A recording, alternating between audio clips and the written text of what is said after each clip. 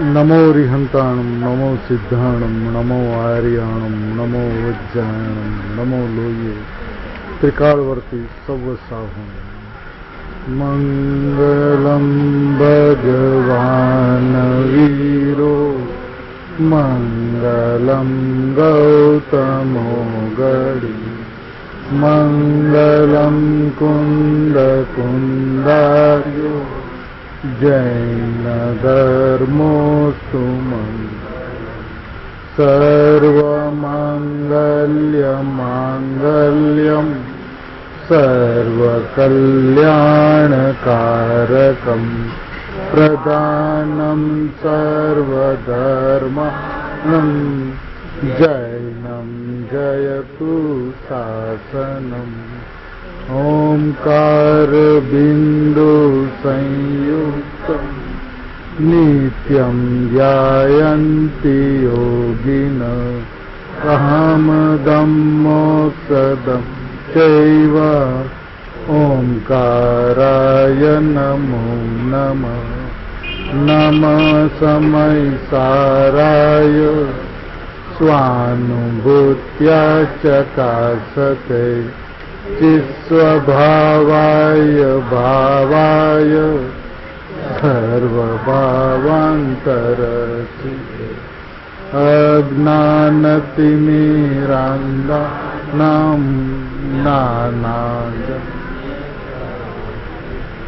चक्षुरुन्मीलितं येन, तस्मै श्रीगुरुवे नमः। आत्मा ज्ञानं स्वयं ज्ञानं, ज्ञानात् अन्यत् करोति किम्। परभावस्य कर्तात्मा, मोहोऽयं व्यवहारिणम्। मंगलमय मंगलकरं, वीतराग विज्ञान, नमो ताहि जाते बहि, हरिहंतादिमः। ओम नमः सिद्धेभ्य, नमः सिद्धेभ्य, नमः सिद्धेभ्य।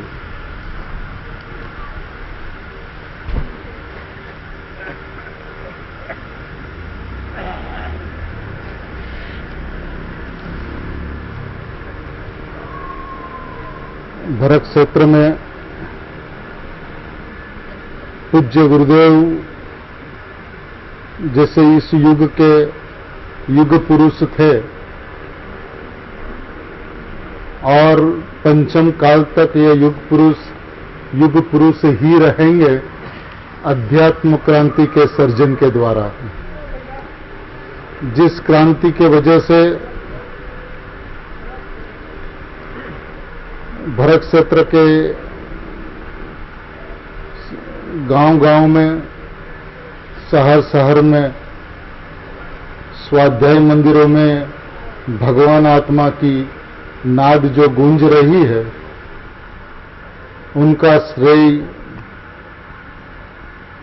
भरत क्षेत्र में पूज्य गुरुदेव श्री को है। जैसे मुनिराज कुनकुन आचार्य के संबंध में कहते हैं कि यदि कुनकुन आचार्य देव महाविद्य नहीं जाते और भगवान की यह वाणी नहीं लाते तो हम मुनियों का क्या होता। तो ऐसा विकल्प आए बिना नहीं रहता कि हे गुरुदेव, आप महाविद्य से भरत क्षेत्र नहीं आते और भगवान आत्मा की बात नहीं कहते तो हम बालकों का क्या होता है। आज आपको पाकर ये भाव अंतरंग से उमड़े बिना नहीं रहता कि आपके सानिध्य ने भरत क्षेत्र में तीर्थंकर परमात्मा का विरह भुला दिया। आज तीर्थंकर परमात्मा मिलते और उनकी ओम ध्वनि सुनते हुए जो समाधान, जो आत्मा की महिमा भगवान की ओम ध्वनि के माध्यम से मिलती, वैसे ही महिमा आपके ओम ध्वनि के माध्यम से हमें मिली है। इसमें कोई अतिशयोक्ति नहीं है, इसमें कोई व्यक्ति पूजा नहीं है, ये गुरुदेव के गुणों की महिमा है, जिस गुणों की वजह से गुरुदेव गुरुदेव रहे और पंचम काल के अंत तक गुरुदेव गुरुदेव ही रहेंगे, ऐसा गुरुदेव का योग सही में पूज्य बहन श्री जिस तरह से कहती थी कि पूज्य गुरुदेव एक अचंभो है, एમાં कोई अतिशयोक्ति नहीं। जिस तरह से गुरुदेव का गुरु तत्व अलौकिक था, अद्भुत था, अद्वितीय था, उसी तरह से निहाल भाई सोगानी एक अद्वितीय, अलौकिक, अद्भुत शिष्य तत्व था। आज गुरुदेव एक अलौकिक गुरु तत्व था। इनका प्रमाण भी सोगानी जी के सम्यक दर्शन से, एक प्रवचन के माध्यम से भगवान आत्मा की बात सुनकर जिस तरह से उन्होंने आत्मा को आत्मसात किया, तो इस गुरुदेव के वाणी के अंदर में क्या वजन था, क्या जोर था, भगवान आत्मा की क्या महिमा थी कि जीव एक प्रवचन सुने और भगवान आत्मा का साक्षात्कार हो जाए। तो ये गुरुदेव के गुरु तत्व की महिमा है। और साथ में शिष्य भी ऐसा निकला जिन्होंने ज्ञान और राग जुदे जुदा है ये बात सुनकर आत्मा को आत्मसात कर लिया। इनके जीवन के संदर्भ में अपने कुछ बातें कल की थी और आज उसके बारे में और भी थोड़ा आगे सोचे तो उसे स्वभाव की मस्ती इतनी रहती थी, एकांत इतना प्रिय लगता था कि बस सुबह से यदि मस्ती में बैठ गए तो कब 4 घंटा हुआ, कब 6 घंटा हुआ, कब 8 घंटा हुआ, पता नहीं चलता था। कब 1:30-2 बजे विकल्प आया तो कमरे में से बाहर निकले और काम के लिए चल पड़े। मैंने घर वाले भी नहीं जानते थे कि कब ऑफिस जाएंगे। और रात को यदि ध्यानावस्था में बैठ गए कमरे के अंदर में तो कितने बजे तक बैठे रहेंगे ये भी किसी को पता नहीं चलता।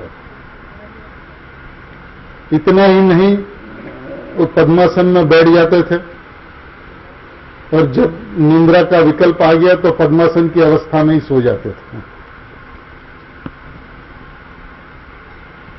जैसे 2-3 घंटे से ज्यादा नींद ना आवे, उसी अवस्था में सो गए तो फिर 2-3 घंटा में फिर उठ गए, फिर अपनी मस्ती के अंदर में मस्त हो गए। माने इनके जीवन शैली कोई अलौकिक थी, कोई अद्भुत थी। स्वभाव की ऊर्ध्वता इतनी अद्भुत थी कि गुरुदेव श्री के वचन इस बात को चरितार्थ करता है कि सही में दिन में 8-10 बार अनुभूति होती हो तो उसमें कोई आश्चर्य नहीं है। अब गुरुदेव श्री ऐसा कहे कि जब हम मुनि दीक्षा लेंगे और नमः सिद्धेभ्य कहेंगे तो हमारे नमस्कार जिनको पूछेंगे, ऐसे पुरुष इनके कई अमूल्य वचनों का अपन स्वाध्याय कर रहे हैं। उसके अंदर में 29 नंबर का बोल है, हूं परिणाम में जतो नहीं,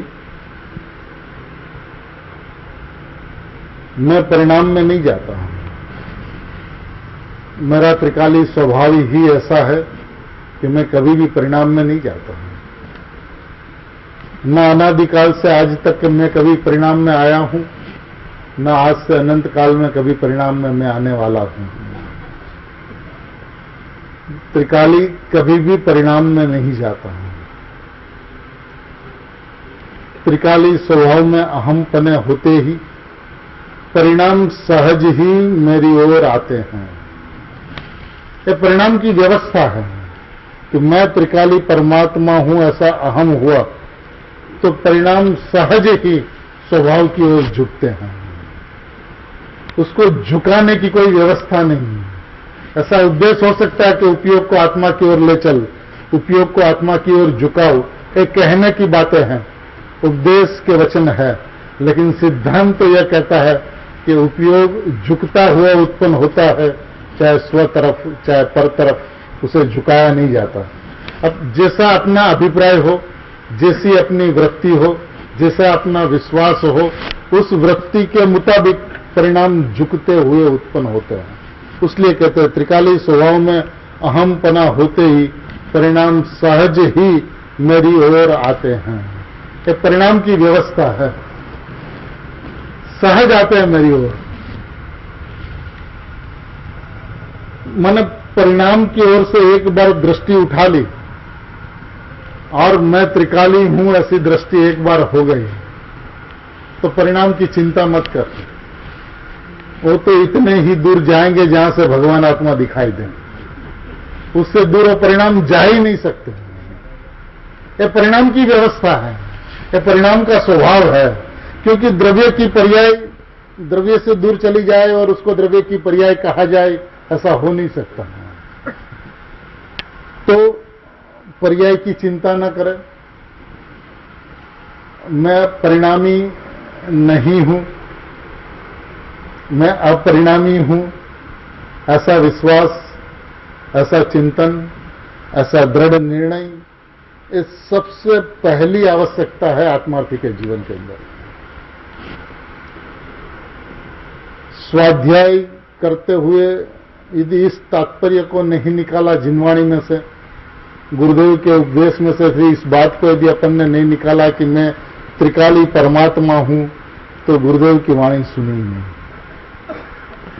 मैं भगवान आत्मा हूं, इतनी ही बात गुरुदेव को 45 वर्षों में कहनी थी। इसके अलावा और कुछ नहीं कहना था, क्योंकि उनके अंदर में, अपने अंदर में जाते हुए अपने परिणाम नहीं दिखते थे। अपना भगवान आत्मा दिखता था और बाहर आते थे तो अपनी पर्याय नहीं दिखती थी, अपना भगवान आत्मा दिखता था। ऐसा जो दृष्टिकोण जो था, उसका तात्पर्य, उसका महत्व यह था कि बस मैं त्रिकाली परमात्मा हूं, इसके अलावा जीवन का और कोई रहस्य है ही नहीं। गुरुदेव श्री के 45 वर्षों का सार यदि है, निचोड़ यदि कुछ है, सारांश यदि कुछ है, समरी कुछ है, तो इतनी सी है कि मैं त्रिकाली परमात्मा हूं। ये बात सभी जगह से, सभी जिनवाणी में से ये तात्पर्य निकलता है।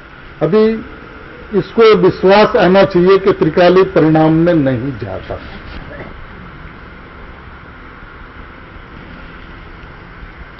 द्रव्य पर्याय स्वरूप वस्तु है, प्रमाण का विषय है। और जब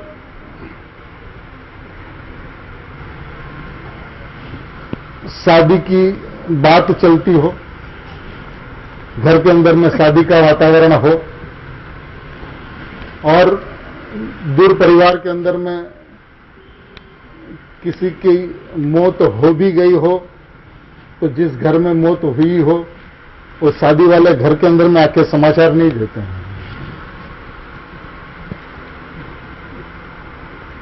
तो आपस में कानाफूसी कर लेते हैं कि ऐसा हो गया, लेकिन जिस घर के अंदर में विवाह है उस घर को ये बात नहीं करते हैं।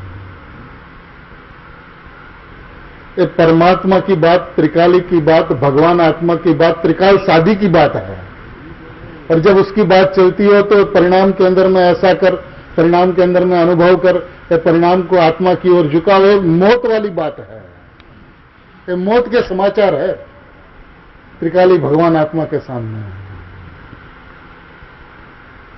जो क्षण क्षण में पलटता है, जो क्षण क्षण में बदलता है, उसकी ओर मत देख। ये तू नहीं है, तेरी वस्तु नहीं है, तेरी वस्तु तो त्रिकाल परमात्मा स्व है।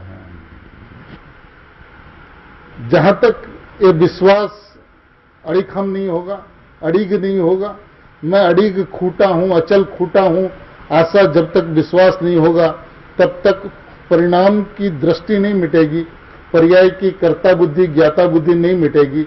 और जब तक पर्याय की कर्ता बुद्धि ज्ञाता बुद्धि नहीं मिटेगी तब तक उसने पर्याय के स्वभाव को नहीं समझा। पर्याय के स्वभाव को एक बार समझ ले, पर्याय की व्यवस्था को एक बार समझ ले, तो पर्याय की कर्ता बुद्धि ज्ञाता बुद्धि मिटे नहीं है, हो नहीं सकता है।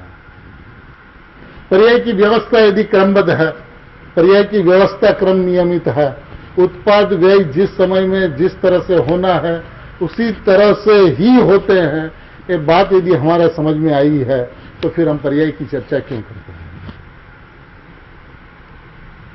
हम बारंबार पर्याय की चर्चा करके सही में अपने त्रिकाली स्वभाव का अपमान करते हैं, अनादर करते हैं, हिंसा करते हैं, जिस हिंसा से भगवान आत्मा का लक्ष्य कभी नहीं हो सकता।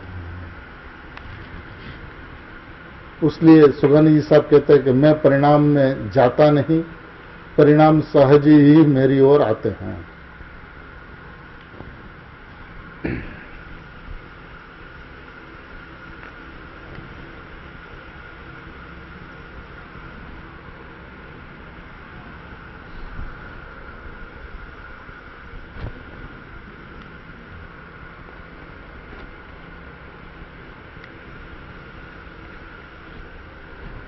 पैंतालीस नंबर का बोल।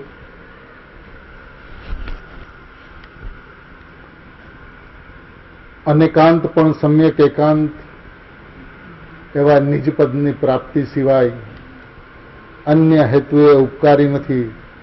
श्रीमदનું આ વાક્ય મને બહુ પ્રિય લાગે છે।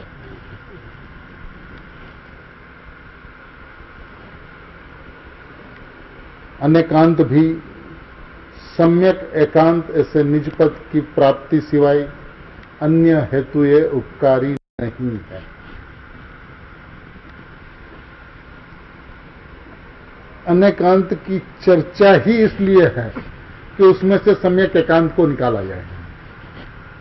यदि अनेकांत में से सम्यक एकांत को नहीं निकाला तो सम्यक अनेकांत का जन्म होने वाला ही नहीं है। अनेकांत में से सम्यक एकांत को निकाले, और अनेकांत में से सम्यक एकांत क्या? मैं परमात्मा हूं, सम्यक एकांत है। और मैं परमात्मा हूं ऐसा विश्वास हो जाए, ऐसा श्रद्धान हो जाए, तो जो सम्यक अनेकांत का जो जन्म होता है वो उसी स्थिति में होता है जब सम्यक एकांत का पक्ष हो। सम्यक एकांत के पक्ष में आए बिना सम्यक अनेकांत का जन्म नहीं होता। तो इसलिए मुमुक्षु समाज के अंदर में एक वारंवार प्रश्न उठता है कि ये एकांत हो जाता है, एकांत हो जाता है, निश्चय एकांत हो जाता है। अरे भैया, एकांत तो होता है लेकिन सम्यक एकांत होता है। अनादिकाल से मिथ्या एकांत था, और आज यदि मैं परमात्मा हूं ये बात तू समझता है, ये बात का तू स्वीकार करता है, तो ये सम्यक एकांत है। और अनेकांत का तात्पर्य ही यही है कि उसमें से सम्यक एकांत को निकाला जाए, तभी उनका सच्चा उपकार है। तो ये कहते हैं कि श्रीमद जी का ये वाक्य मुझे बहुत प्रिय है। 46 नंबर का बोले, बीजा पासेथी सांभळवू, માંગવું બધી પામરતા છે, દીનતા છે, ભિખારીપણું છે। મારામાં શું ખામી છે કે હું બીજા પાસે માંગુ? હું તો પરિપૂર્ણ છું। दूसरे के पास से सुनना, मांगना, ये सब पामरता है, दीनता है, भिखारीपना है। मेरे में कौन सी कमी है कि मैं दूसरे के पास से मांगू? मैं तो परिपूर्ण हूं। माने ये जो भाव जो है, सुगानी जी के साथ में अक्सर से घटना घटती थी कि उनको प्रवचन में जाने का विकल्प नहीं उठता था। फिर प्रवचन में चले गए तो भक्ति में नहीं जाते थे। लोग उनको पूछते हैं कि आप भक्ति में क्यों नहीं जाते हैं? क्या आपको सारा दिन निर्विकल्पता रहती है? तो उनका उत्तर यह रहता था कि सारा दिन निर्विकल्पता नहीं रहती, लेकिन निर्विकल्पता का प्रयास तो हो सकता है।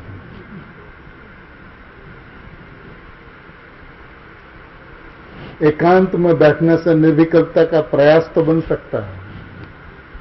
और धमाल के बीच में, समुदाय के बीच में रहना नहीं चाहते थे, भागते थे उससे। पर दूसरे के पास ठीक है, सुनना कब तक? जब तक वस्तु की व्यवस्था समझ में ना आ जाए। और यदि वस्तु की व्यवस्था समझ में आ जाए और फिर अपने स्वभाव की महिमा गुण गाता अपने आप यदि नहीं गाया करे, उसका महिमा अपने आप ही अंदर से उनको नहीं आया करे, तो उस भगवान आत्मा के पास में वो जाएगा कैसे? अब बंसरी बने बात हमें बच्चे लोग को बतलाया करती थी कि अपने एकांत में बैठकर अपने आत्मा के साथ में बात करना। जब एकांत में बैठकर आत्मा के साथ में बात करोगे ना, तब पता चलेगा आत्मा की प्रीति कितनी है। 5 मिनट, 10 मिनट, 15 मिनट आत्मा का चिंतन चला और फिर विकल्प कहीं भाग गया, तो पता चलता है कि आत्मा की, मैंने अपने आप को पता चलता है कि अपने को आत्मा की कितनी प्रीति है। मैंने जितनी बात अपन जोर से करते हैं, प्रीति उतनी जोर से है कि नहीं, और जब वो एकांत में बैठता है तब पता चलता है। तो आत्मार्थी के जीवन के अंदर में एकांत का प्रयत्न सहज ही होना चाहिए।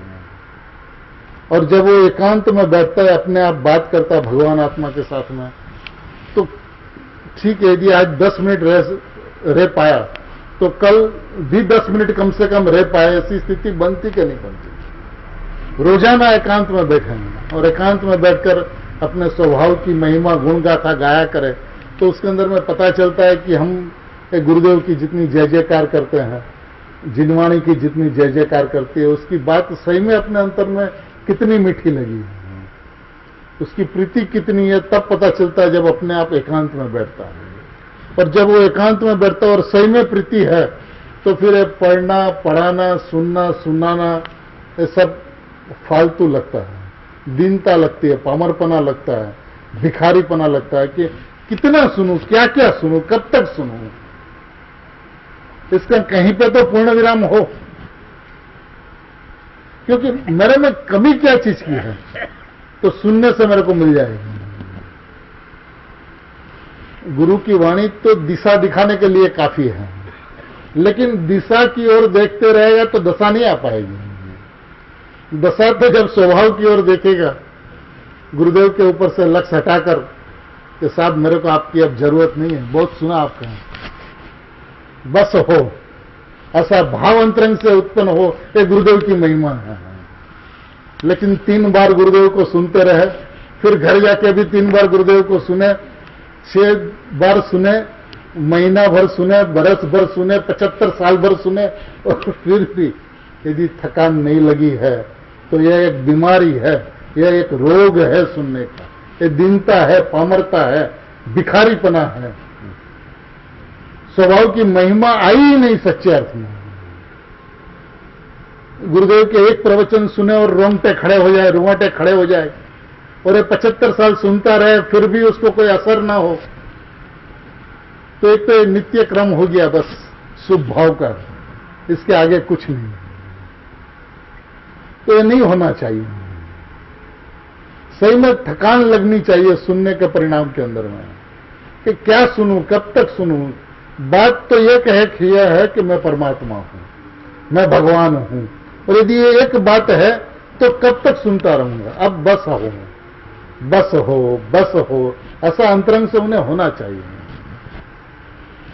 एकांत के अंदर में जाकर, गुफाओं के अंदर में जाकर अपने आत्मा के पास में जाने का प्रयत्न करें। ये आत्मार्थीपना है। सब परिचय से छूटकर, सब घर से, समाज से, कुटुंब से छूटकर एकांत में चला जाए, एकांत में स्वभाव की महिमा हो, एकांत में अपने बस 2 घंटा, 4 घंटा, 6 घंटा, 12 घंटा बैठे,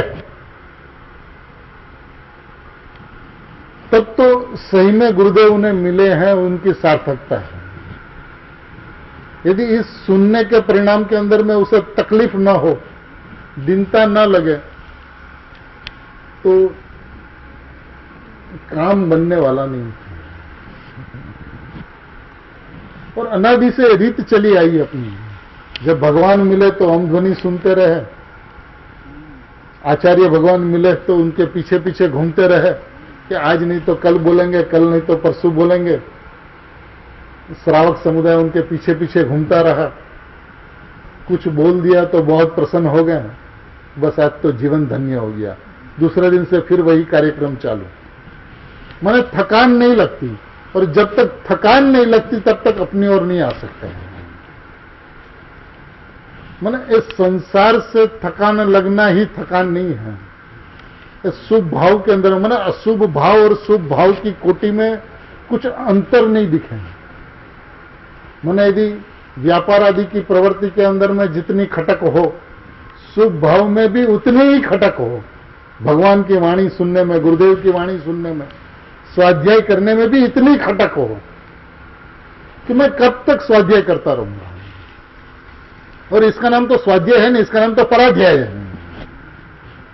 यदि 4 घंटा, 6 घंटा, 8 घंटा यदि रोज पढ़ता ही रहा तो स्वाध्याय कहां? स्वाध्याय का तो मतलब गुरुदेव श्री करते थे स्व प्लस अधि प्लस ऐ। स्व माने स्वयं, अधि माने तरफ, ऐ माने आना। अपने स्वभाव की तरफ आना उसका नाम स्वाध्याय है। पर की ओर ताकता रहे, पर की बात सुनता रहे, तो ये तो एक विषय बन गया। अशुभ भाव से छूटा और शुभ भाव में चोटा, बस इससे ज्यादा उसमें कोई अंतर नहीं है। ऐसा उसे महसूस होना चाहिए। ये बात कहते हैं कि मेरे में कौन सी कमी है कि मैं दूसरे के पास से मांगू, मैं तो परिपूर्ण हूं।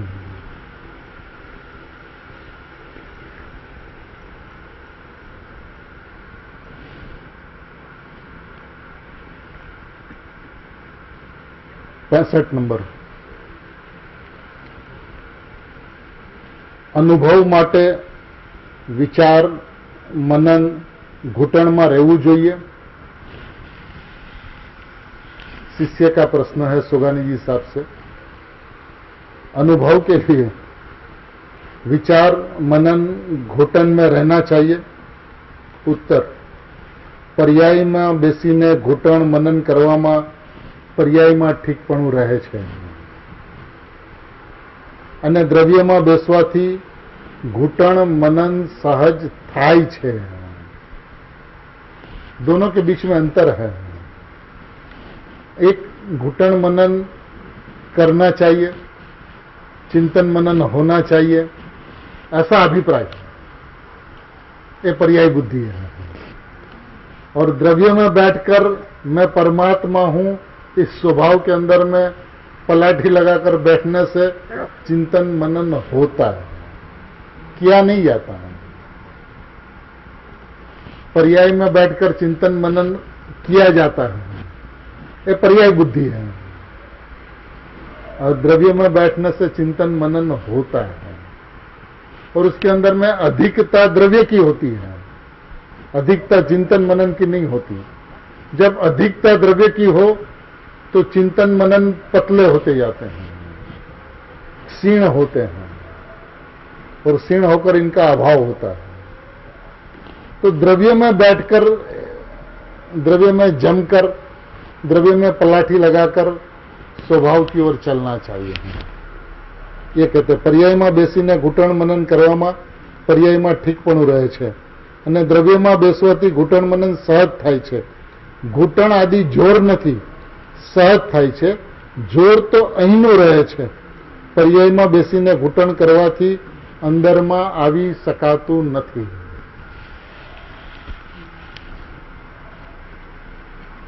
अपने को लगता है कि अपन चिंतन करते हैं, मनन करते हैं रोज घंटा 2 घंटा, लेकिन ये पर्याय में बैठकर चिंतन करने का विधान नहीं है। उस माध्यम से कभी भी स्वरूप के अंदर में आया नहीं जा सकता और आज तक स्वभाव तक नहीं पहुंचा। उसका यदि कारण देखा जाए तो पर्याय में बैठकर ही चिंतन मनन करता रहा। माने जो जोर अंदर से आना चाहिए, जो महिमा अंदर से आनी चाहिए, वो नहीं आई।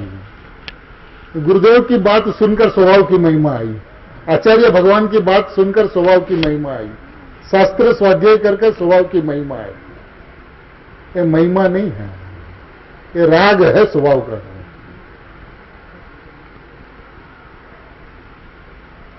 ऐसे आत्मा के पास पहुंचा नहीं जाता, उसमें आत्मा दूर ही रहता है।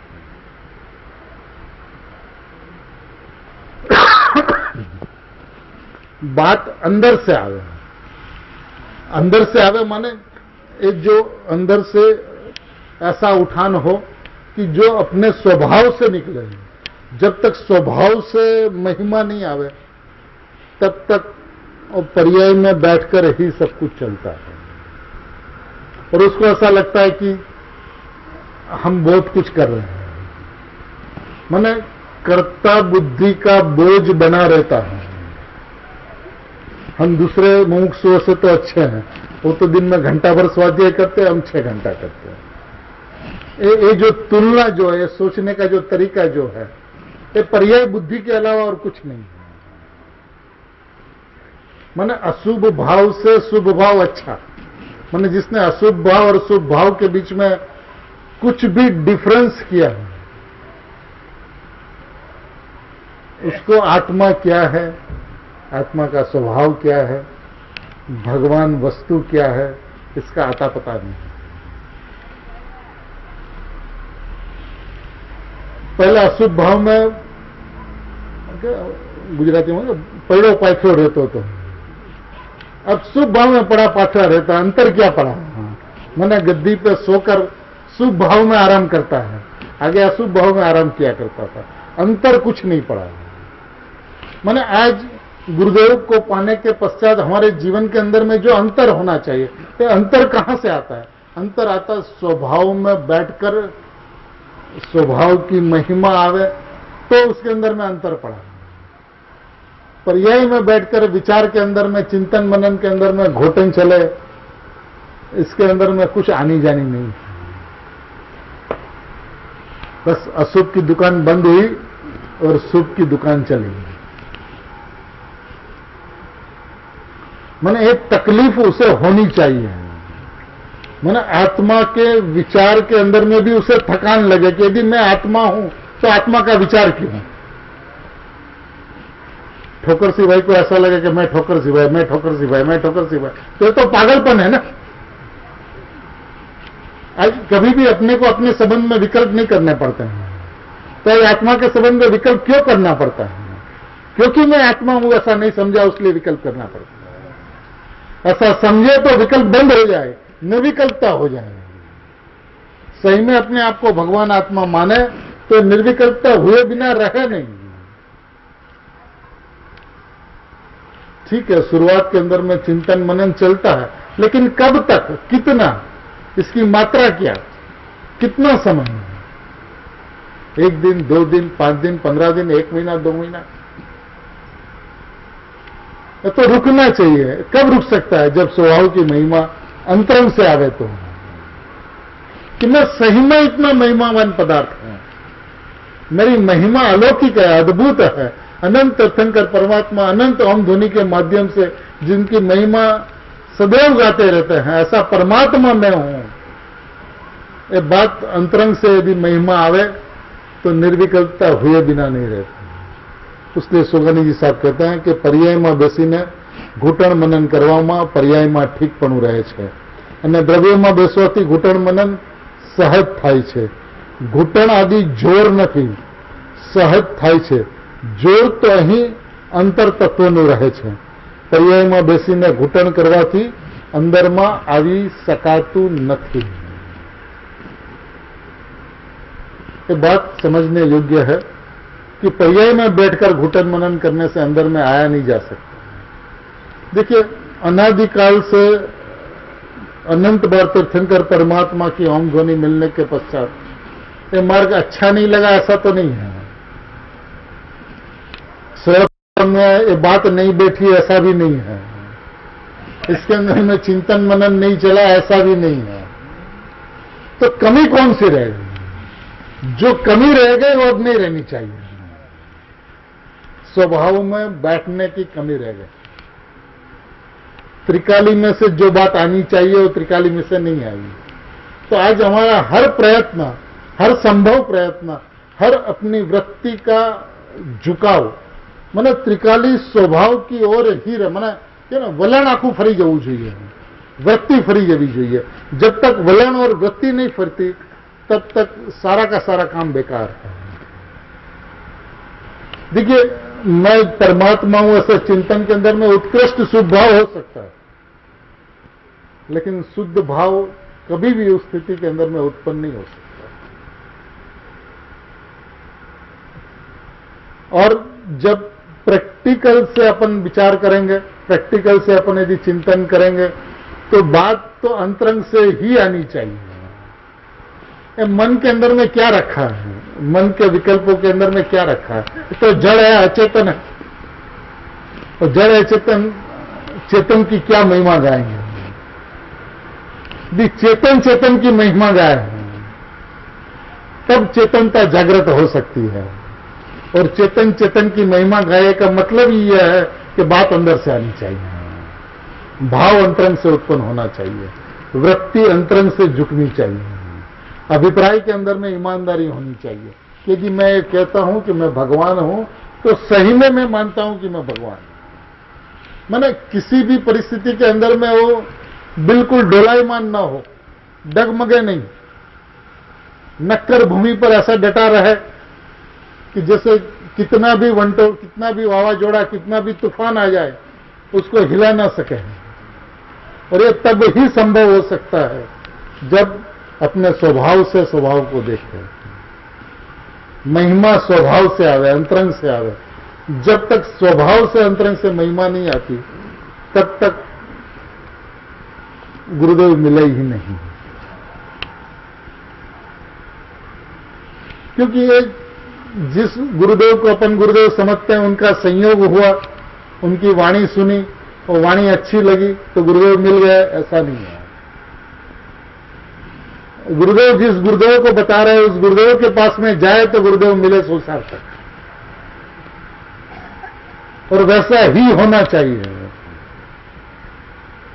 और वैसा होवे तो उसमें कोई आश्चर्य नहीं, लेकिन नहीं हो तो उसमें आश्चर्य है कि हम आप सब गुरुदेव की इतनी महिमा बखाते हैं, इतनी महिमा गाते हैं, लेकिन कहां है महिमा? है क्या हमारे पास में हमारा गुरुदेव, त्रिकाल गुरुदेव, नित्य गुरुदेव हमारे पास में है? तब तो गुरुदेव की महिमा हम साची गा रहे हैं, नहीं तो फिर गोरे, उच्चे, सुंदर, प्रभावशाली, अद्भुत वाणी वाले गुरुदेव की महिमा गाते हैं। जो गायक गुरुदेव अपन को मिले हैं उस गायक गुरुदेव की महिमा नहीं गाई, उस गायक गुरुदेव की यदि महिमा नहीं गाई तो गुरुदेव मिले ही नहीं। माने एक चोट लगने वाली बातें होनी चाहिए इसके ऊपर। तो गुरुदेव श्री ये बात पूछा करते थे कि संसाરની અંદરમાં ઘરમાં કોઈનો વિરહ થઈ જાય અને એના વિરહની અંદરમાં જેમ રોવું આવે છે એમ આત્માના વિરહની અંદરમાં ક્યારેય રોવું આવ્યું છે?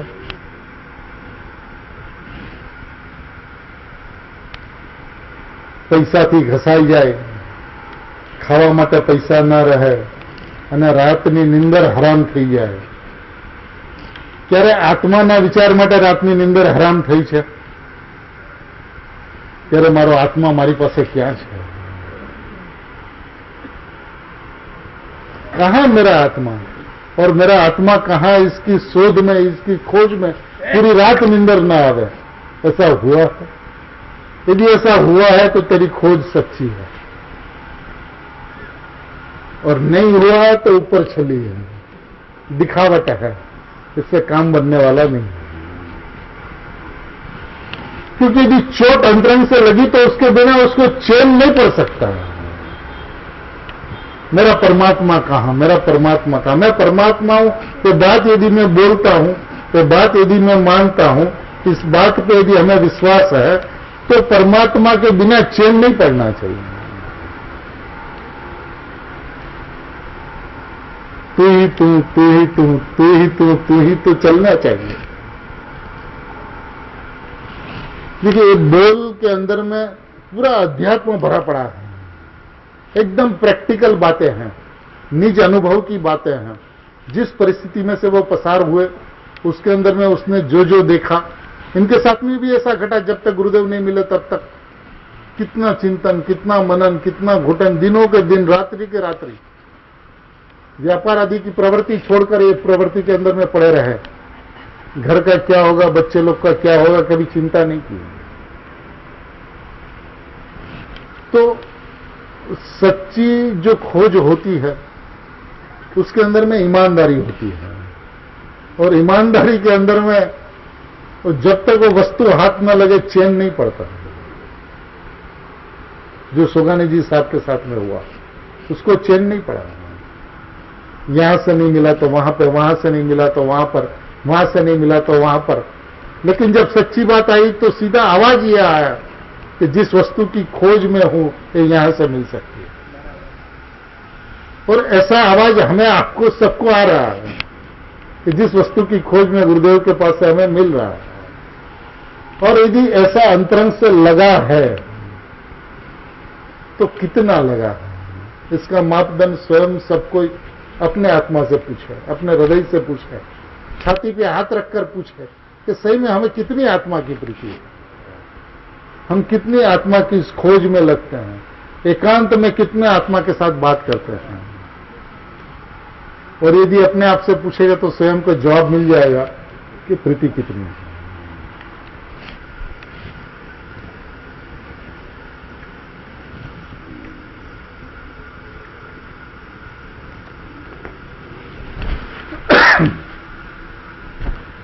बोल नंबर 92 है, 92। प्रश्न, પાકા નિર્ણય વિના હું શુદ્ધ છું, ત્રિકાળી છું, ધ્રુવ છું એમ અનુભવનો અભ્યાસ કરે તો અનુભવ થઈ શકે કે કેમ?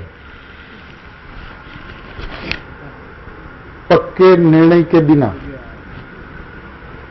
मैं शुद्ध हूं, त्रिकाली हूं, ध्रुव हूं, ऐसा अनुभव का अभ्यास करे तो अनुभव हो सकता है कि क्या? सभी का प्रश्न है, सारा मुमुक्षु समाज का। और उसका उत्तर उन्होंने दिया नहीं, ना कर दिया कि पक्के निर्णय के बिना मैं त्रिकाली हूं, ध्रुव हूं, शुद्ध हूं, ऐसा विकल्प करे तो आत्मा नहीं मिल सकता। लेकिन नहीं कहकर रुके और रुककर और कुछ बात बताई जो बहुत अमूल्य है। क्या कहा? पाक्को निर्णय नहीं परंतु यथार्थ निर्णय का हो। गलत निर्णय भी तो पक्का हुआ अनादिकाल से, अनादिकाल से गलत निर्णय तो एकदम पक्का था। बोलते पक्का नहीं, यथार्थ निर्णय का हो। यथार्थ माने सच्चा निर्णय, जैसी वस्तु है वैसा निर्णय। पक्का नहीं, पक्का निर्णय पहले नहीं होता, पहले यथार्थ निर्णय होता है। और यथार्थ निर्णय के अंदर में जब पक्कापन हो तब अनुभूति होती है। तो पहले तो यथार्थ निर्णय, जैसी वस्तु है, जैसा स्वभाव है वैसा निर्णय हो। पाक्को निर्णय नहीं परंतु यथार्थ निर्णय कहो।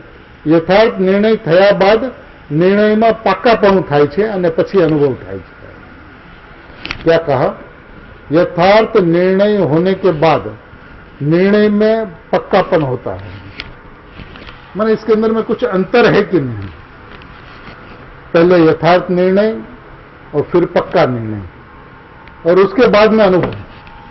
तीन बात, यथार्थ निर्णय, पक्का निर्णय और अनुभव।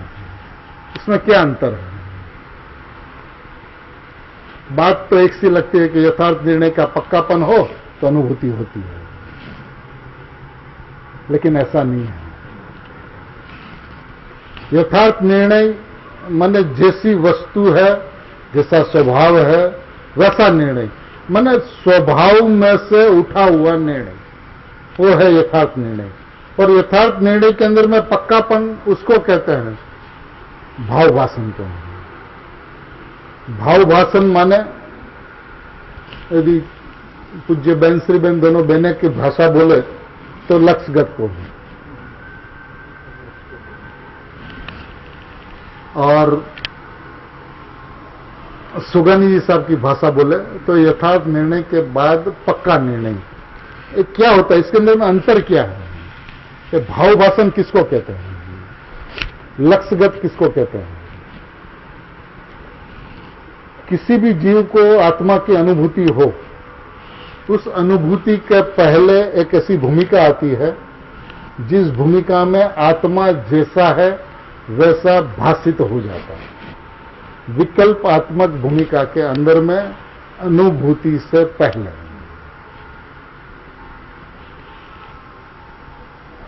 बात ऐसी है,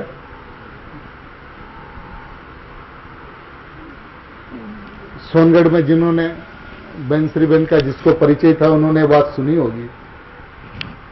प्राय बात सुनने को नहीं मिलती, क्योंकि ज्ञानियों के अनुभव के पश्चात निकला हुआ तोड़ है, निकली हुई व्यवस्था है कि जिसने अनुभूति हुई, जिसको वो अनुभूति के पहले क्या हुआ उसी को पता है कि अनुभूति होने के पहले क्या हुआ।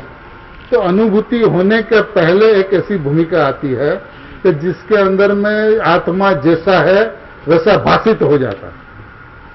और एक कैसा भाषित होता है कि ज्ञानी अनुभव के पश्चात विकल्प में आवे और विकल्प के अंदर में उसको आत्मा जैसा भाषित होता हो, आत्मार्थी को अनुभव के पहले वैसा भाषित हो जाता है।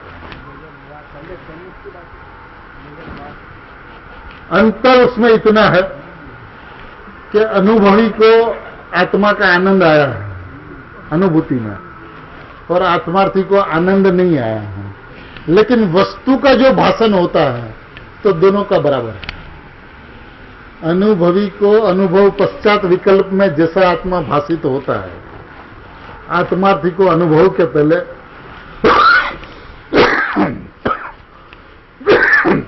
वैसा ही आत्मा भाषित हो जाता है। और जहां ऐसा आत्मा भाषित हुआ, फिर मिनटों का प्रश्न है, घंटों का प्रश्न है, दिनों और महीनों का प्रश्न नहीं है। अब उदाहरण से इस बात को यदि ज्यादा स्पष्ट करें तो एक दृष्टांत दोनों बहनों के पास से हमने सुना था, वही दृष्टांत को मैं दोहराता हूं कि कोई एक व्यक्ति सोनगढ़ स्टेशन पे उतरा, उनको गुरुदेव के पास आना है। उसने स्टेशन मास्टर को पूछा कि सोनगढ़ के अंदर में कांजी स्वामी कहां विराजमान है। तो स्टेशन मास्टर ने कहा कि ये जो सीधा रास्ता जाता है आप चला जाओ, रास्ता जब गांव आएगा तो एक चौक आएगा, वहां से आप दाहिना घूम जाना, दाहिना घूमने के बाद में फिर आप बायां घूमना, और बायां घूम के फिर जो चौक आएगा वहां से आपको सीधा मानस स्तंभ दिखाई देगा। बस उस रास्ते पे आप थोड़े आगे चलोगे तो गोगी देवी आश्रम आएगा। तो गोगी देवी आश्रम से आपको स्वाध्याय मंदिर के नड़िया देखा से स्वाध्याय मंदिर में ऊपर की जो ईंटें हैं वो आपको दिखाई देगी। तो उस स्वाध्याय मंदिर के अंदर में एक कमरे में बाएं हाथ के अंदर में जाकर दाहिना जो कमरा है उसमें गुरुदेव विराजमान है। बस इतना बतला दिया गया। अब वो चला वहां से स्टेशन से, चौक आया, गांव पे घुमा दाहिना हाथ पे, पहला रास्ता है वहां बायां घुमा, फिर आगे चला तो मानस स्तंभ दिखाई दिया, फिर आगे चला तो आश्रम आ गया, और आश्रम में बंसी बहन के घर के पास आकर उनको दिखाई दिया वो स्वाध्याय मंदिर के छत। बस पहुंच गया, बैठ गया वहां पर, हास्कारो करीने बेसी गयो। बस उनकी स्थिति तो यह हुई कि वापस स्टेशन पहुंच गया। जहां से शुरुआत की थी वहां पहुंच गया, लेकिन आश्रम के सामने से स्वाध्याय मंदिर के छत दिखने के बावजूद रुके नहीं, चलता रहे। चलकर स्वाध्याय मंदिर में प्रवेश करे, बायां घूमे, दाहिने कमरे के अंदर में गुरुदेव के पांव को पकड़कर बैठ जाए। बस वो गुरुदेव के पास पहुंच गया। ये जो अनुभूति के पहले यथार्थ निर्णय के बाद जो पक्का निर्णय होता है, वो पक्का निर्णय में जब तक गुरुदेव न मिले तब तक वो बैठे नहीं, और यदि बैठे नहीं तो उनका यथार्थ निर्णय सच्चा कि जिस निर्णय के अंदर में पक्कापन होता हुआ गुरुदेव के पास पहुंच गया। लेकिन निर्णय तो सही, सब कुछ सही चलता रहा, और वो मंदिर स्वाध्याय मंदिर दिखते ही बैठ गया। उसको भाव भाषण नहीं कहते हैं, मैंने बस कमरे में जाए गुरुदेव, आ गुरुदेव, बस आ गुरुदेव, मैंने गुरुदेव सामने आ गए हैं। अभी कार्य कितना बाकी है कि उसके पांव नहीं छुए। पर्याय के अंदर में वृत्ति जब स्वभाव की ओर झुकती है, यथार्थ निर्णय होकर जब पक्कापन होता है, तो बस भगवान आत्मा एकदम सामने आ गया, भाषित हो गया, जैसा का तैसा आत्मा भाषित हो गया। लेकिन अनुभूति नहीं हुई क्योंकि गुरुदेव को छुआ नहीं। बस गुरुदेव को छूने की प्रवृत्ति बाकी, भगवान आत्मा को छुआ नहीं। बस ये भगवान आत्मा को देखा लेकिन छुआ नहीं, उसको बोलते हैं यथार्थ निर्णय पूर्वक पक्का निर्णय।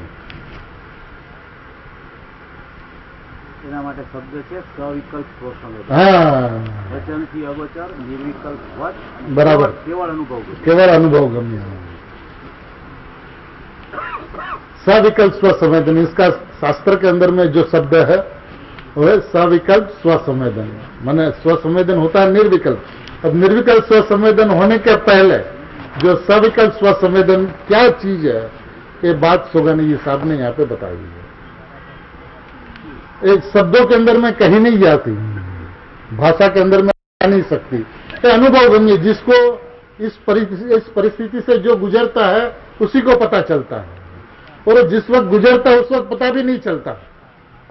उस वक्त तो दौड़ता है स्वभाव की ओर, ज्ञान की ओर, धसमसता पूर्व की तरह भगवान आत्मा की ओर जाता है। लेकिन जब पहुंच गया, पहुंच के फिर विकल्प में आया, तो आगे की भूमिका में ऐसा हुआ था, ऐसा उसे ख्याल में आता है। इसको कहते हैं सविकल्प स्वसंवेदन, वचन से अगोचर, अनुभवगम्य विषय है। लेकिन ये बात अलौकिक है, शास्त्रों में पाई नहीं जाएगी। कहीं एकाध जगह पे मिल गई तो आचार्य भगवान इस बात को छू कर छोड़ देते हैं। अब ज्ञानी के पास से, ज्ञानी के हृदय से बात निकलती है, जिसके अंदर में ये बात स्पष्ट की जाती है, क्या नहीं, पाको निर्णय नहीं, परंतु यथार्थ निर्णय कहो। यथार्थ निर्णय થયા બાદ, यथार्थ निर्णय થયા બાદ निर्णयમાં પાકાપણું થાય છે। यथार्थ निर्णय થયા બાદ निर्णयમાં પાકાપણું થાય છે, પછી અનુભવ થાય છે। पहले यथार्थ निर्णय, फिर पक्का निर्णय, फिर अनुभव, 3 स्टेप बताए। यथार्थ निर्णय, पक्का निर्णय और अनुभव। अब जीव को अपने आप पता चलता है अपने किस भूमिका पे है। यदि यथार्थ निर्णय हुआ तो उसका दूसरा स्टेप है पक्का निर्णय। पक्का निर्णय माने भाव भाषण होना चाहिए। यदि भाव भाषण नहीं है तो पक्का निर्णय नहीं है। जब पक्का निर्णय नहीं है तो यथार्थ निर्णय है कि नहीं, तो कि जिसको यथार्थ निर्णय हुआ उसका अंतरंग का क्रम इस तरह से चलता है कि वो स्वभाव की ओर बढ़ते चला जाता है। एकांत उसको इतना प्रिय लगता है जिसके अंदर में मैं परमात्मा हूं, इसके अलावा कोई बात सुहाती नहीं, अच्छी नहीं लगती। सोगाजी साहब कहते हैं कि यथार्थ निर्णय થયા બાદ निर्णयમાં પાક્કાપણું થાય છે, પછી અનુભવ થાય છે। ऐसा मार्ग है। इस मार्ग को कोई अलौकिकता से, अद्भुतता से, गुरुदेव के माध्यम से, बेनश्रीबेन के माध्यम से, सोगानी जी के माध्यम से, ज्ञानी धर्मात्माओं के माध्यम से अपने तक जैसी वस्तु स्थिति है, जैसी उसके अंतरंग में उसको अनुभूति में आई। देखिए, ये सब बात कौन करेगा? ये तो अपना परम सौभाग्य था कि ये सब ज्ञानी पुरुष अपने स्वभाव के अंदर में जाकर जिस तरह से स्वभाव को देखा उस तरह से बाहर में आकर बतलाया। यदि मुनिराज हो तो कुछ बोले ही नहीं, आप उनके पीछे घूमते रहो, घूमते रहो, घूमते रहो। कभी एक विकल्प आ गया तो इतना बोल दे कि जाननारो जणाई और वार्ता समाप्त हो जाए। जबकि आज स्वभाव को, आत्मा को खोल खोल कर कितनी व्यवस्थितता से आत्मा को स्पष्ट किया। यथार्थ निर्णय, पक्का निर्णय, फिर अनुभव। ऐसी जो वस्तु की व्यवस्था है, ऐसे त्रिकाली स्वभाव में बैठकर सबको अपने वस्तु स्वभाव को जिस तरह से है उस तरह से देखते हुए यथार्थ निर्णय, पक्के निर्णय से अनुभूति के अंदर में भगवान आत्मा के दर्शन सभी के जीवन के अंदर में सहज रूप से हो, इसी भावना के साथ में